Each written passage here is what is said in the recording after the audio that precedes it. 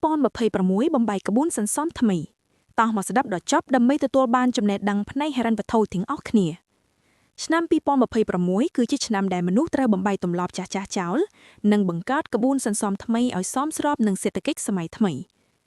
តម្លៃទំនិញពីមួយថ្ងៃទៅមួយថ្ងៃទំនិញខ្លះមានការកើនឡើងតម្លៃចំណូលរបស់យើងម្នាក់ៗដែលរកបាននៅក្នុងសម័យនេះពិបាកនឹងសន្សំណាស់ព្រោះបើពឹងតែប្រាក់ខែមិនអាចទេមានការពិបាកដោយសារតែសេដ្ឋកិច្ចធ្លាក់ចុះព្រោះតែនៅតាមព្រំដែនមានបញ្ហាសង្គ្រាមដែលជាហេតុធ្វើឲ្យមុខរបរមួយចំនួនដែលធ្លាប់តែរកបានត្រូវរកមិនបានប្រាក់ចំណូលធ្លាប់តែខ្ពស់ក៏ត្រូវធ្លាក់ចុះនៅប្រាក់ចំណេញហេតុនេះហើយការមានកញ្ចប់លុយសម្រាប់បម្រុងទុកពិតជាសំខាន់ខ្លាំងណាស់មានអ្នកខ្លះអាចសន្សំលុយទុកប្រាយមានចំនួនច្រើនទោះស្ថានភាពបែបណាក៏គាត់នៅមានប្រាក់សន្សំអាចចំណាយបានរហូតដល់ទៅ3ខែទោះមិនមានប្រាក់ចំណូលក៏ដោយក៏មិនធ្វើឲ្យគាត់អត់មានប្រាក់ចាយវាយដែរអញ្ចឹងហើយយើងត្រូវតែផ្លាស់ប្ដូរទម្លាប់បង្ខំខ្លួនឯងរវល់ច្រើនជាងមុនដើម្បីរកប្រាក់ចំណូលបន្ថែមទៀតហើយម្យ៉ាងវិញទៀតទោះចំណូលធ្លាក់កាក់សែនក៏ដោយក៏យើងមានចំណូលយើងអាចដកសន្សំប្រាក់មុនចំណាយ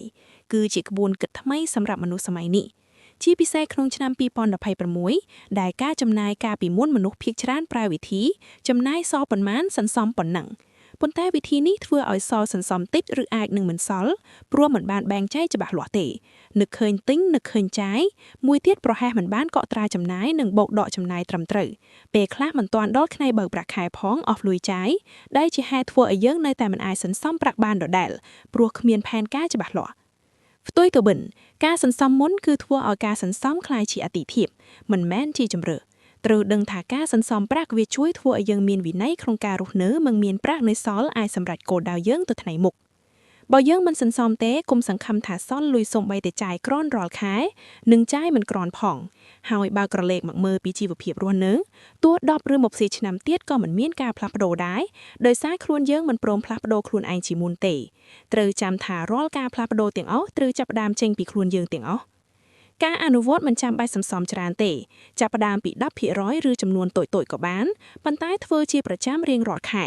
ពេលសន្សំជាមុនយើងនឹងរៀនចំណាយដោយវិន័យនិងគិតមុនពេលចំណាយហើយធ្វើឲ្យយើងមានចរិតចាស់ទុំជាងមុនព្រោះយើងចេះគិតនិងចាត់ចែងថាចំណាយនេះចាំបាច់ឬអត់ហើយម្យ៉ាងទៀតធ្វើឲ្យយើងចេះចាត់ចែងដោយមុនទៅផ្សារត្រូវមានវិក័យប័ត្រចំណាយមុននឹងទៅ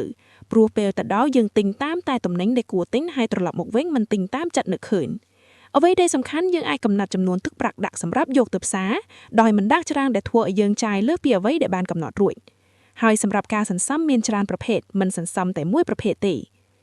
សូត្រមួយសន្សំអាសន្នពេលមានបញ្ហាណាមួយកើតឡើងជាការមើលមិនឃើញអាចដកលុយនេះយកមកប្រើប្រាស់បានយើងត្រូវដឹងថាពេលណាត្រូវការលុយប្រញាប់ប្រើប្រាស់យើងមិនអាចមើលដឹងបានទេព្រោះលុយទាំងអស់នោះយើងមិនបានសង្កួរទេយើងនឹងត្រូវការទៅខ្ចីប្រាក់គេដែលជាហេតុធ្វើឲ្យយើងមានការខ្វះខាតដោយសារតែយើងមិនបានរៀបចំនិងបែងចែកហិរញ្ញវត្ថុឲ្យបានត្រឹមត្រូវទៅតាមប្រភេទនីមួយៗរបស់វា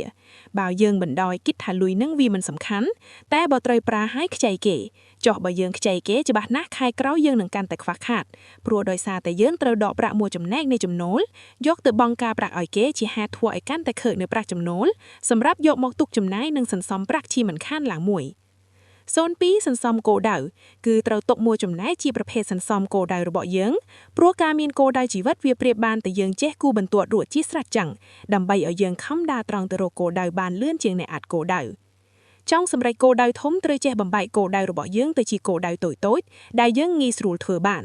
បើគោលដៅយើងធំទាំងដុលមើលមកហើយខ្ជិលគឺចោលទៅរយៈពេលយូរប៉ុន្មានក៏ដោយនៅតែមិនសម្រេចបើយើងបំបែកហើយចាប់ផ្ដើមវានឹងធ្វើឲ្យយើងខ្លួនឯងខិតខំនិងមានភាពវៃឆ្លាតក្នុងការធ្វើគោលដៅទាំងអស់នោះ